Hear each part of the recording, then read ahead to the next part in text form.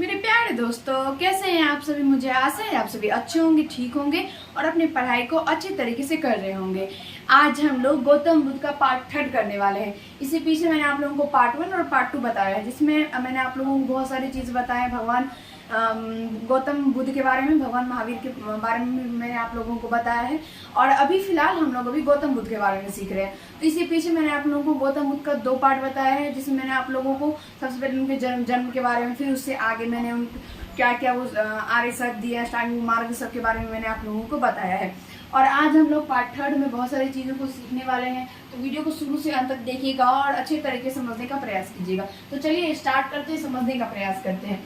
तो यहाँ से देखिए, इससे पीछे जो मैंने आप लोगों को बताया था, तो आशा करते हैं कि वो आप लोग देखे होंगे और आप लोगों को समझ में आया होगा।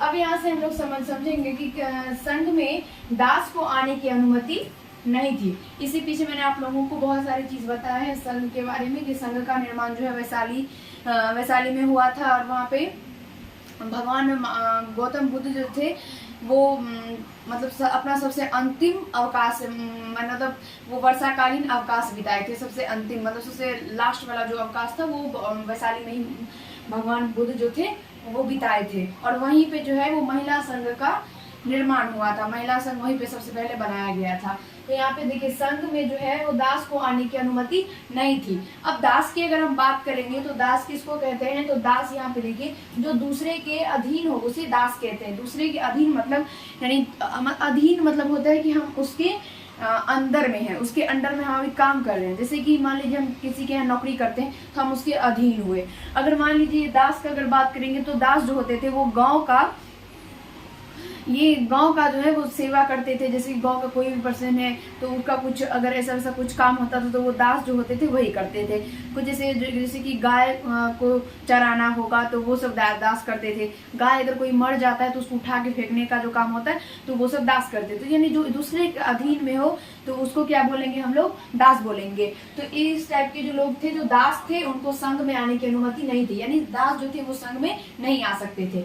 अब आगे देखिए, दास 3 प्रकार के होते हैं, जिसको अभी हम लोग समझेंगे। दास 3 प्रकार के होते हैं, जिसमें पहला जन्म से, दूसरा कर्म से और तीसरा युद्ध बंदी से। अब देखिए यहाँ से समझते हैं। सबसे पहले जन्म से क्या हुआ, कर्म से क्या हुआ और युद्ध बंदी से क्या हुआ। तो जन्म से का मतलब होता है कि मान लीजिए कि मान लीजिए हमारे जो पिता है वो दास का काम करते हैं, पहले दास का काम करते हैं। यानी हम फिर उसके हम पैदा हुए तो फिर हम जो होंगे तो वो दास का ही काम करने लगे, तो वो हम हो गए जन्म से दास।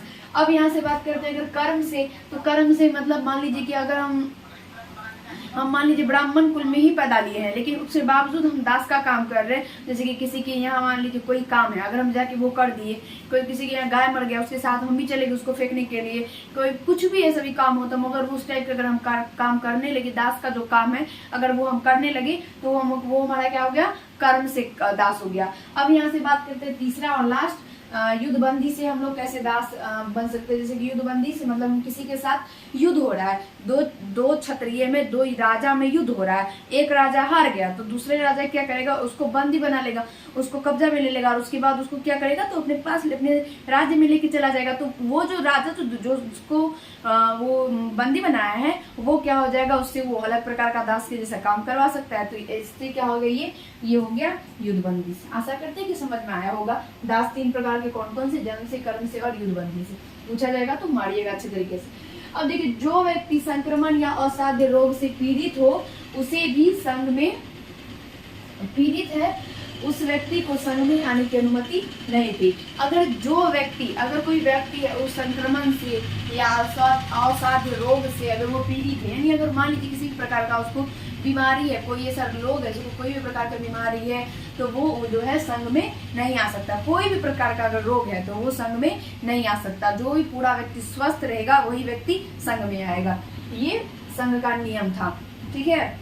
अब यहाँ समझते हैं, संघ में महिलाओं को आने की अनुमति नहीं थी। अब यहाँ से मैंने तो पहले आप लोगों को बताया था कि वैशाली में क्या हुआ था, तो महिला संघ का जो है स्थापना हुआ, तो वहीं से महिला जो है संघ में जुड़ सकती थी। लेकिन सबसे पहले भगवान बुद्ध बोलते थे कि संघ में महिलाएं नहीं आएगी, संघ में महिलाओं की आने की अनुमति नहीं थी सबसे पहले। उसके बाद जो है संघ में महिलाएं भी होगी, इस बात से आनंद जो है वो सहमत थे। यानी आनंद मैंने आप लोगों को बताया था, सबसे प्रिय शिष्य गौतम बुद्ध का जो था वो आनंद ही था। तो सबसे प्रिय से आनंद जो थे वो महिलाएं, मतलब महिलाओं के संग में होने से वो सहमत थे, मतलब वो चाहते थे कि महिलाएं भी संघ में शामिल हो। ठीक है, अब यहाँ समझते हैं गौतम बुद्ध की मौसी गौतमी की सलाह से महिलाएं संघ में प्रवेश करने लगी। यानी गौतम बुद्ध की जो मौसी थी, जिन्होंने गौतम बुद्ध का पालन पोषण किया था, उन्होंने जो है सलाह दिया कि ये कुछ भी ऐसा बताई होगी जैसे कि ये फायदा है, ये उनका उद्धार होगा, वो भी मोक्ष की प्राप्ति करे, कुछ भी ऐसा वो सलाह दी कुछ। उसके बाद जो है महिलाएं जो है वो भी संघ में शामिल होने लगी। आशा करते हैं कि समझ में आप लोगों को आ रहा होगा। अब समझते हैं संघ में प्रवेश करने वाली पहली महिला का अगर बात करेंगे तो वो गौतम बुद्ध की मौसी महाप्रजापति गौतमी थी। संघ में पहली प्रवेश करने वाली महिला जो थी वो महाप्रजापति गौतमी थी, जो कि भगवान बुद्ध की मौसी थी। ये याद रखिएगा कि संघ में प्रवेश करने वाली पहली महिला कौन थी। तो पहली महिला जो थी महाप्रजापति गौतमी थी।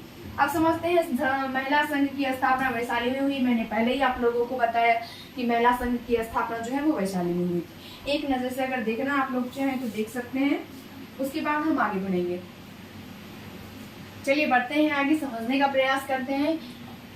अब यहाँ से देखिए, भगवान बुद्ध की मृत्यु जो है वो 80 वर्ष की आयु में हुई थी। इसके पीछे मैंने आप लोगों को ये नहीं बताया था कि भगवान बुद्ध की मृत्यु जो है वो कितने वर्ष में हुई थी। मैंने बस ये बताया था कि कुशीनगर में हुई थी और किस वृक्ष के नीचे हुई थी, कहाँ पे हुआ था, नहीं हुआ था, किसके यहाँ भोजन करके हुआ था, मैंने वो सब बताया था। लेकिन आज मैं यहाँ पे ये याद रखिएगा कि 80 वर्ष की आयु में जो है भगवान बुद्ध की मृत्यु हो गई थी कुशीनगर में। कुशीनगर में 80 वर्ष की आयु में भगवान बुद्ध की मृत्यु हो गई थी। अगर आप लोगों से पूछा जाए कि भगवान बुद्ध की आयु, मतलब भगवान बुद्ध की मृत्यु कितने वर्ष की आयु में हुई, तो 80 वर्ष। प्रथम बौद्ध संगीति या सम्मेलन आप लोग बोल सकते हैं। प्रथम बौद्ध संगीति जो है वो कब हुई थी, कहाँ पे हुआ था, इसके शासन काल, मतलब कौन से शासक का शासन काल था, ये सब पूछा जाता है। तो यहाँ समझते हैं आप लोगों से डायरेक्ट ही क्वेश्चन पूछा जाता है, पहली बौद्ध संगीति के बारे में लिखिए, तो आप लोगों को लिखना होता है। अगर आप लोगों को 2 नंबर में पूछा जाएगा तो सिर्फ एक पूछेगा, पहली या दूसरी। संगीति समिति होगा, शायद समिति होगा, समिति, पहली बौद्ध समिति। अब यहाँ समझ लीजिए कि आप लोगों से अगर 2 नंबर पूछा जाएगा तो इस टाइप से पूछा जाएगा, पहली बौद्ध समिति का पहली बौद्ध समिति के बारे में लिखिए, या तो दूसरी के बारे में, तीसरी के बारे में, तो अलग अलग करके अगर 2 नंबर पूछा जाएगा। तो अगर 5 नंबर पूछा जाएगा तो आप लोगों को सीधा बोलेगा चारों बौद्ध समिति का वर्णन करें। तो इस टाइप से पूछा जाएगा, समिति या फिर सम्मेलन बोल सकते हैं। ठीक है, यहाँ पे लिख देते हैं, सम्मेलन भी होता है। समिति या सम्मेलन आप लोग डायरेक्ट इस तरीके से समझ सकते हैं। समिति या सम्मेलन का मतलब होता है बैठक जो बैठता है ना, जिसमें हम लोग बौद्ध धर्म के बारे में चर्चा हो रहा होगा, वहाँ पे चर्चा करता है, उसके बारे में बताता है क्या खूबी है, इसका क्या हानि, क्या लाभ, उसी के बारे में जो होता है, तो वही हो गया पहली बौद्ध समिति या सम्मेलन।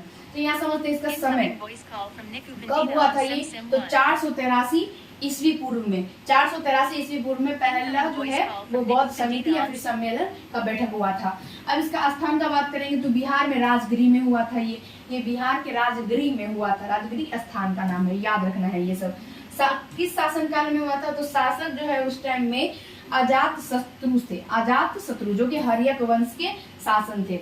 हर्यक वंश के शासन काल में जो है ये पहला बौद्ध समिति या सम्मेलन हुआ था। अब समझते हैं इसके अध्यक्ष कौन थे। तो इसके अध्यक्ष जो है वो महाकश्यप थे। पहला बौद्ध समिति के अध्यक्ष महाकश्यप थे। समझते हैं अब यहाँ से भगवान बुद्ध के उपदेश का संकलन जो है वो आनंद सुत्त पिटक में किए हैं। ठीक है, ये सुत्त पिटक जो है इसमें जो है भगवान बुद्ध के उपदेश का संकलन आनंद किए थे सुत्त पिटक में। ठीक है, ये अगर आप लोगों से ये पूछा जाए कि भगवान बुद्ध के उपदेश का संकलन किसने किया तो बोलिएगा आनंद। अगर पूछा जाए कि भगवान बुद्ध के उपदेश का संकलन आनंद ने किस पुस्तक में किया तो सुत्त पिटक में किया। समझ में आया। अब यहाँ समझते हैं संघ के नियम का संकलन उपाली ने किया था। उपाली ने किया जो कि विनय पिटक में है। अब आप यहाँ समझ में आ गए कि उपदेश का संकलन आनंद किए थे और वहीं पे संघ के जो नियम थे, संघ का जो ये सब नियम था कि महिला नहीं आ सकती है, संक्रमण से जो पीड़ित है व्यक्ति वो नहीं आ सकता है, दास नहीं आ सकता है, तो इस सब के बारे में जो संकलन किया था वो उपाली। कहीं कहीं उच्चारण में आप लोगों को रूपाली भी दिखने के लिए मिलेगा। ठीक है, रूपाली तो आप लोगों को कहीं से डरना नहीं है। रूपाली या उपाली कुछ भी होगा तो मार दीजिएगा। कई कई उच्चारण के रूप में रूपाली भी रहता है, तो ठीक है, तो कोई दिक्कत नहीं, उपाली या रूपाली दोनों हो सकता है। संघ का जो नियम का संकलन है वो महाकश्यप किए, उपाली किए थे, और जिनका जो है मतलब वो संकलन जो है वो किस नाम से जाना जाता है, उसको विनय पीटक के नाम से जाना जाता है। अब यह समझते भगवान बुद्ध के दर्शन का संकलन जो है वो महाकश्यप ने किया था, उसे अभिधम पीटक के नाम से जानते हैं। अब यहाँ से मैंने आप लोगों को पहले बताया उपदेश का संकलन, फिर नियम का संकलन, संघ के नियम का संकलन, उसके बाद भगवान बुद्ध के दर्शन का संकलन, भगवान बुद्ध कौन कौन से दर्शन दिए हैं उसका संकलन महाकश्यप किए थे, जो कि अभिधम पीटक में। मैंने 3 पीटक बताई है, तीनों पीटक बहुत इंपॉर्टेंट है। सबसे पहले सुत पीटक, दूसरा विनय पीटक और तीसरा अभिधम पीटक। अब यहाँ से समझते हैं अभिधम पीटक के नाम से जानते हैं, यह पुस्तक अधूरा रह गया। यानी ये जो अभिधम पीटक है, ये तीसरा पीटक, लास्ट वाला पीटक अभिधम पीटक, ये पुस्तक जो है अधूरा रह गया। यानी पूरा ये मतलब पूरी तरह से कंप्लीट नहीं हो पाया, पूरा तरह से ये नहीं बन पाया, अभी भी ये अधूरा है। मतलब अभी नहीं है, मतलब अधूरा रह गया था। कहाँ पे? पहला बौद्ध समिति में जो है अभिधम पीटक पुस्तक जो है वो अधूरा रह गया था। उसके बाद इन तीनों पीटकों के संगठनों को त्रिपीटक कहते हैं। इन तीनों पीटकों के संगठन, इन तीनों पीटक को अगर एक साथ हम मिला देंगे तो उसको क्या बोलेंगे हम लोग? त्रिपीटक बोलेंगे। सुत पीटक, अगर आप लोगों से ये क्वेश्चन पूछा जाता है त्रिपीटक किसे कहते हैं, तो आप लोग लिखिएगा सुत पीटक, विनय पीटक और अभिधम पीटक के संगठन को क्या बोलते हैं? तो त्रिपीटक बोलते हैं। एक नजर से इसको देखना चाहते हैं तो देखिए, फिर अभी जस्ट आगे बढ़ेंगे, समझने का प्रयास करेंगे।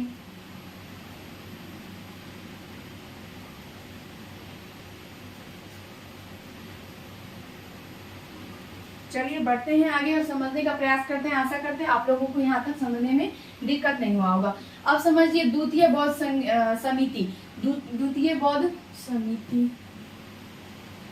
द्वितीय बौद्ध समिति या सम्मेलन। तो द्वितीय बौद्ध समिति या सम्मेलन जो है वो 383 ईस्वी पूर्व में हुआ था। 383 ईस्वी पूर्व में जो है द्वितीय बौद्ध समिति हुआ था। अब इस स्थान का बात करेंगे तो ये वैशाली में हुआ था। द्वितीय बौद्ध समिति वैशाली में हुआ था। इसके शासक जो थे यहाँ पे वो कालाशोक थे, जो कि शिशुनाग वंश के शासक थे। शिशुनाग वंश के शासक कालाशोक जो है द्वितीय बौद्ध समिति के समय में शासक थे।